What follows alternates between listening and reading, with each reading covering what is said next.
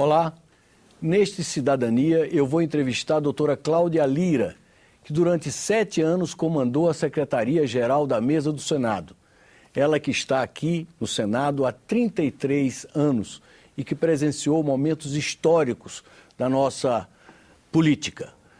Eu queria que a senhora comentasse momentos culminantes desse período que a senhora teve ali por trás da mesa diretora do Senado, orientando, digamos assim, os presidentes naqueles momentos mais críticos. Bom, foram alguns, né? Alguns mais tensos, outros mais amenos também, porque lá não é só tensão que nós temos. Mas o impeachment de um presidente da República e pela primeira vez, e de uma forma sem revoluções, é uma experiência que deixa marcas e aprendizado muito forte na vida de qualquer profissional. E eu vivenciei isso.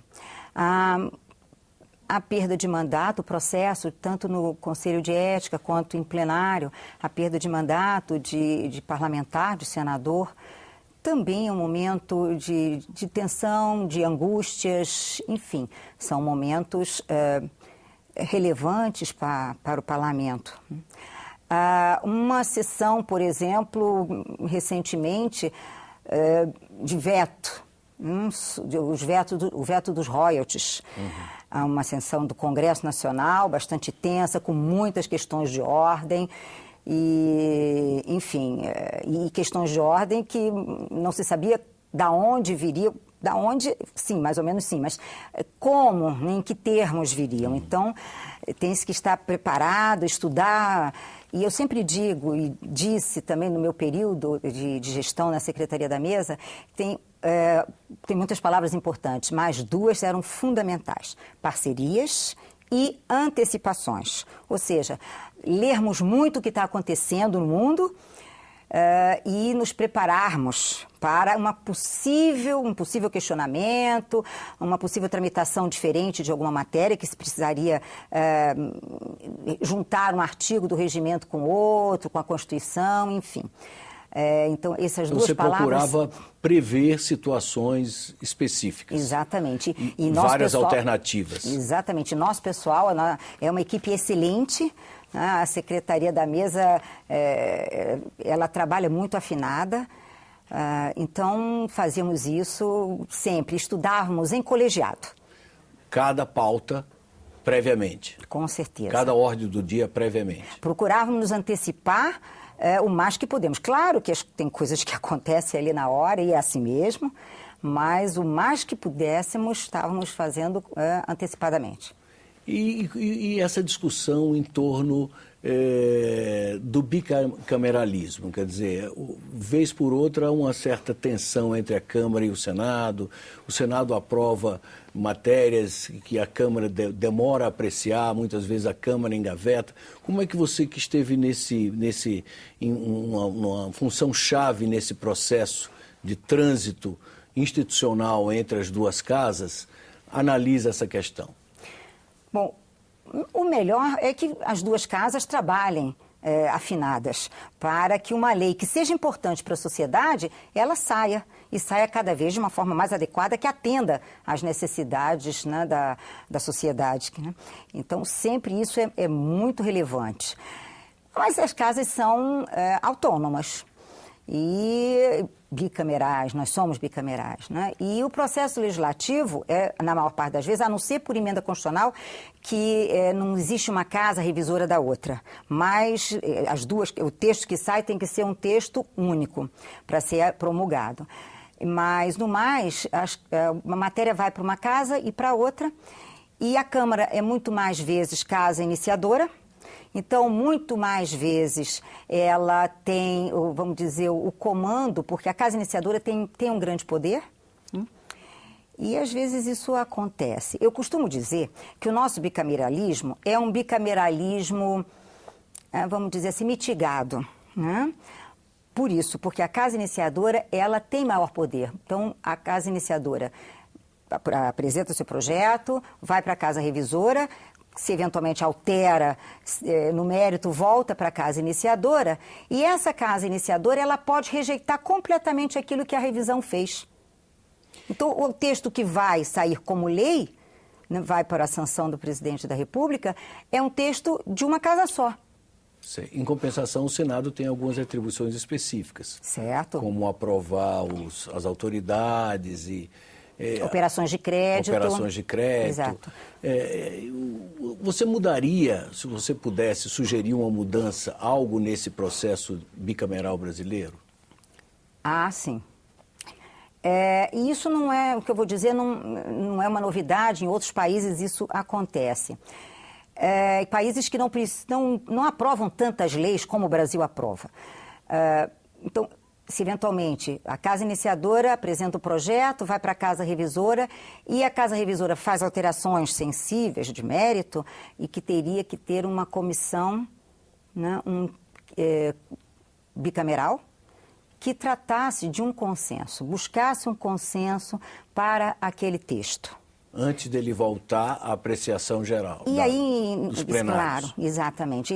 Porque um texto que revelasse realmente o consenso.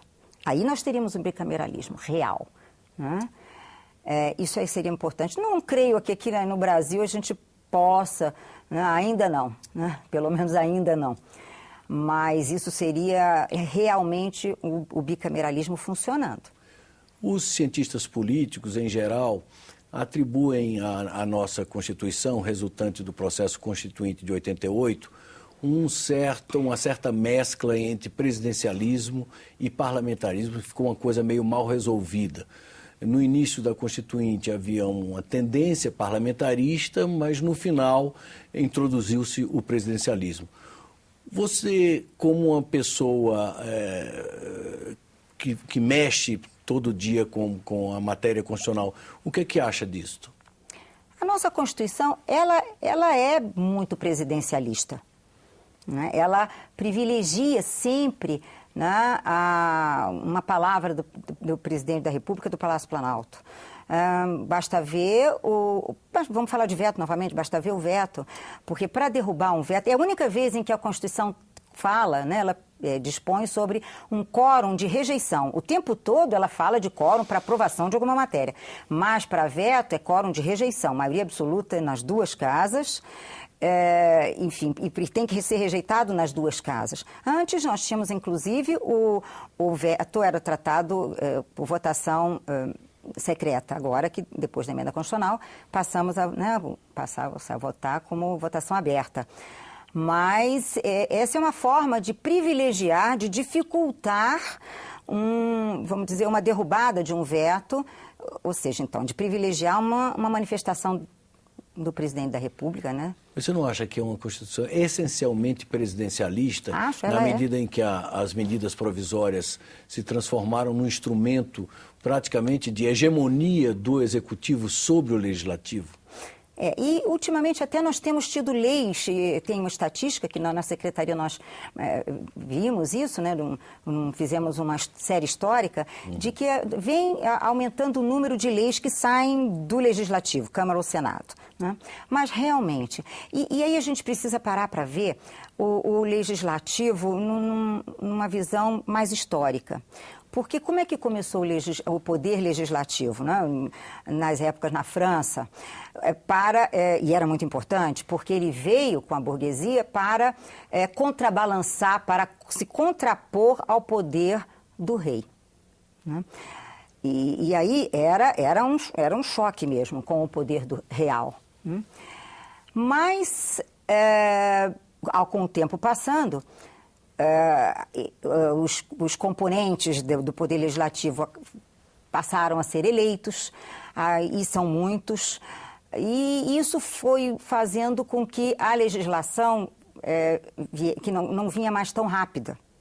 Ou seja, ela precisava ser debatida por aquele colegiado e o executivo e a época, eu estou evoluindo na época, né?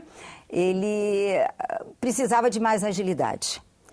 Com isso, o legislativo foi cedendo que eram suas atribuições ao executivo. Foi sendo mais lento, porque era justamente o colegiado, e era um colegiado que passou a ser eleito, né? E então havia pressões em cima das suas deliberações e aos poucos ele foi delegando poderes ao executivo. E isso acontece no Brasil, até nos nossos dias. Hoje há, tanto na Câmara como no Senado, um forte movimento no sentido de rever um pouco esse balanço de forças. Exatamente, essa relação. Essa relação digamos, modificando um pouco essa questão da medida provisória. Exatamente. O que a senhora acha sobre o que deveria ser mudado no Instituto da Medida Provisória? Por exemplo, vou falar uma palavra bem na moda, se relativizar a interpretação da Constituição e, nesse caso, falando da medida provisória. Porque a Constituição diz que depois em que a medida provisória entra no 46º dia, quando ela entra em urgência constitucional, ela sobresta a pauta todas as deliberações legislativas em cada casa, na casa onde ela estiver, né? E, muitas vezes, como chega no Senado, ela já chega sobrestando a pauta do Senado. Isso é muito comum. E com uma questão de ordem, já de algum tempo atrás, na época o presidente Michel Temer na Câmara dos Deputados, o presidente Sarney no Senado, e foi-se ganhando vulto. Essa questão chegou aí ao Supremo, que respaldou, né, a decisão do Legislativo, foi se relativizando a interpretação do que seriam todas as deliberações legislativas. Ou seja, aquilo... Hoje, na interpretação, aquilo que não pode ser veiculado por medida provisória, a medida provisória não sobresta. Ou seja, emenda constitucional, PEC. Então, não se pode veicular PEC em medida provisória. PEC, então, está na pauta livre. Lei complementar, então, um projeto de lei que esteja na pauta, seja complementar, também a uma medida provisória não sobresta. Matéria privativa, em cada casa, na Câmara ou no Senado, por exemplo, as operações de crédito, a escolha de autoridades, né, de embaixadores, e também não sobresta a medida provisória. Assim, o Legislativo, a sua agenda, ele resgatou a sua agenda, né? A medida provisória atualmente, ela sobresta projetos de lei, né, de lei ordinária, que possam ser veiculados por medida provisória. Mesmo o projeto de lei ordinária que trate de matéria penal, por exemplo, que não pode ser veiculado em medida provisória, esse também está livre, né, de sobrestamento. E o que você acha do fato de vários temas, às vezes não conexos, muitas vezes totalmente desconexos, serem incluídos numa mesma medida provisória? Essa é uma interpretação, né? Enfim, que também vem se privilegiando o Executivo. Porque quando ela já vem com algumas matérias diferentes, né? Vamos chamar assim, né? Distintas, ela já tem poder de lei. Porque quando ela é publicada no Diário Oficial, ela já começa a produzir seus efeitos. Então, aí está. Agora, o emendamento dentro do Legislativo, esse é que vem sendo questionado, né? Mas nós temos a Lei Complementar 95 de 1998, que já desde 1998 trata de que as normas jurídicas, elas precisam ter um assunto só, para que o operador do direito seja mais coerente e ele seja facilitado o seu trabalho, enfim, né? Dessa forma, uma segurança jurídica também. Você diria que há uma tendência no sentido de sanear esse processo e melhorar a relação do Executivo com o Legislativo, digamos, equilibrando melhor essa relação? Eu acredito que está acontecendo isso, porque o Legislativo, pegando aquela nossa série histórica, vamos dizer, dentro do Poder Legislativo, isso é um resgate, a agenda, por exemplo, todas essas atitudes que o Legislativo tem tido, é uma agenda de resgatar, né, o equilíbrio na federação, né, essa decisão, por exemplo, de apreciar os vetos ficavam parados anos a fio, tomada recentemente pelo presidente Renan Calheiros, como presidente do Congresso Nacional, você acha que vem nessa direção? Sim, com certeza. E é terminar, né, o processo legislativo, que ele acaba aí, de verdade, é um resgate, né, da atividade legislativa, de não deixar ao Poder Executivo ter a última palavra, sendo que a Constituição dá a última palavra para o Legislativo. E, doutora Cláudia, o que a senhora acha desse processo de judicialização da política? Muitas vezes o Supremo Tribunal Federal ou o Tribunal Superior Eleitoral tem tomado decisões que deveriam ser tomadas de forma apropriada no âmbito do Poder Legislativo. O que a senhora acha desse momento institucional em que há essa exorbitância, muitas vezes, ou não exorbitância, mas enfim, que o Poder Judiciário assume uma tarefa que deveria ser do Congresso Nacional? Bom, é sempre angustiante acontecer essas coisas, né? E se nós formos pensar, estamos sempre dentro daquele mesmo pensamento. O Legislativo é composto de muitos parlamentares, deputados e senadores. O colegiado, tanto o TSE quanto o STF, é um número muito menor e acaba que seria mais fácil, vem sendo mais fácil de deliberarem do que nas duas casas juntas, né? Mas é sempre muito ruim, né, para o Legislativo quando essas coisas acontecem. Eu sempre olho... Eu sou muito legislativo também, não sou mais ou menos do que os outros, mas enfim, né? Eu sempre olho com uma certa tristeza quando essas coisas acontecem, né? E, doutora Cláudia, a senhora como especialista em regimento interno, o que é que a senhora acha do atual regimento interno e do projeto que tramita, cujo relator é o senador Edson Lobão Filho, que está prestes a ser discutido e votado no plenário? O que a senhora acha que deve ser aprimorado no regimento interno do Senado?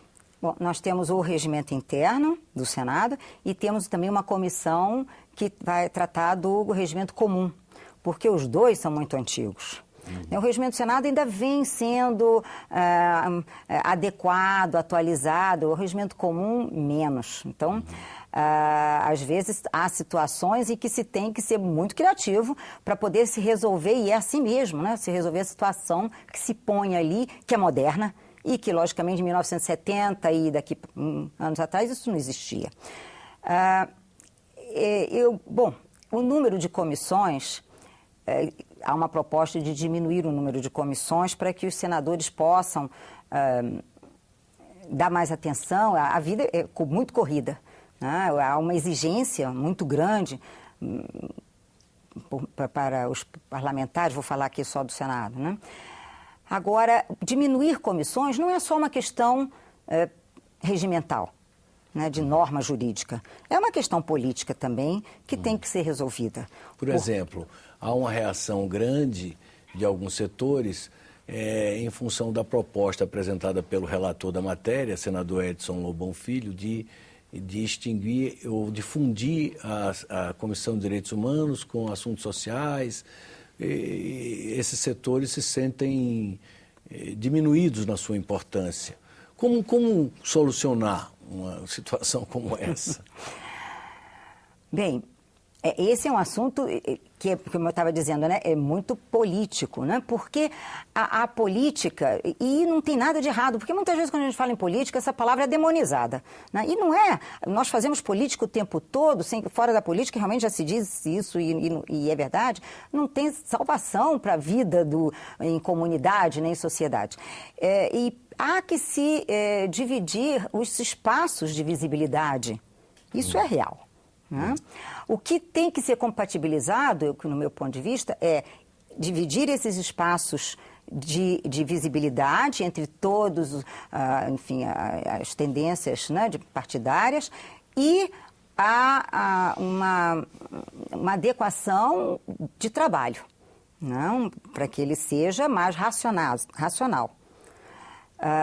E aí temos os horários que precisam, né, funcionar. Há uma proposta, por exemplo, de se ter semana de comissões e semana de plenário. Pode ser uma experiência. Né? Claro que não pode ser uma coisa tão rígida a ponto de chegar alguma matéria que precise de trabalho de comissão e está na semana de plenário. Esse enrijecimento também não pode acontecer. Né? Mas isso pode ser uma coisa que a experimentar. Isso, ou seja, esse é um tema que promete um bom debate no plenário. Com certeza. Porque regimento não é somente, eu repito, norma jurídica, ponto. Ele é uma norma jurídica, sim, a serviço de uma casa política. Então, ele tem que adequar, ele tem que harmonizar todas as situações que aparecem.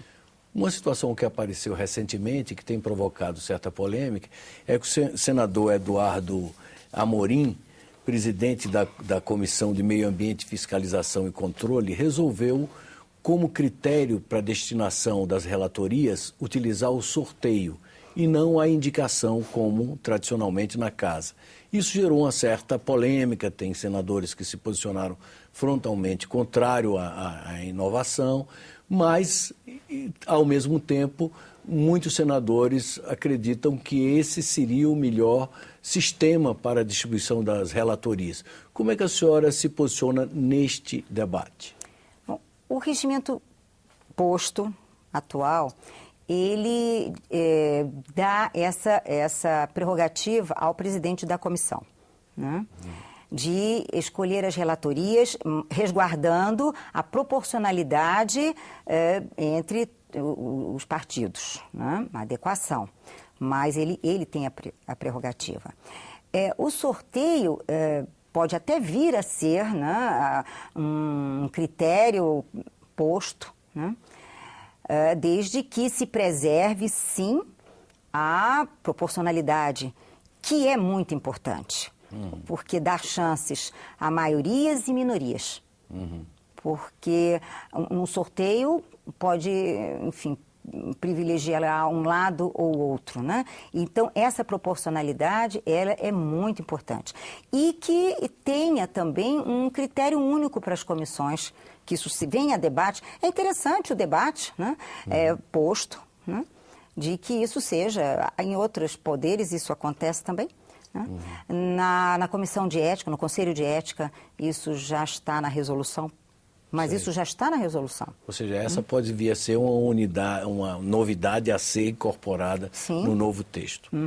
Que também não é só regimental. Né? Também tem o viés absolutamente político. Né? Mas, no meu ponto de vista, se eventualmente, num futuro, vier a ser escolhido o sorteio, ele precisa resguardar a proporcionalidade. Certo. Depois de tantos anos comandando ali no meio daquele frisson, muitas vezes em plena tensão, definindo questões de ordem, muitas vezes inesperadas, que conselho você daria ao seu sucessor? Conselho? Bom, mas eu sugiro leitura. Ler muito. Estar sempre atualizado. E ler o regimento, mesmo que você saiba de absolutamente de cor. Regimento, Constituição, leia todos os dias, porque um dia você vai ler diferente aquilo que você já leu infinitas vezes. Então, ler muito, estudar muito, estar sempre muito atualizado com o que está acontecendo no mundo, no Brasil e no mundo. Obrigado pela entrevista. Bem, chegamos ao final da entrevista com a doutora Cláudia Lira. Eu queria lembrar aqueles que quiserem entrar em contato conosco que podem ligar no telefone do Alô Senado, no número 0800 61 2211, ou acessar o nosso portal na internet, no endereço www.senado.leg.br/TV. Obrigado por sua audiência e até um próximo Cidadania aqui na TV Senado.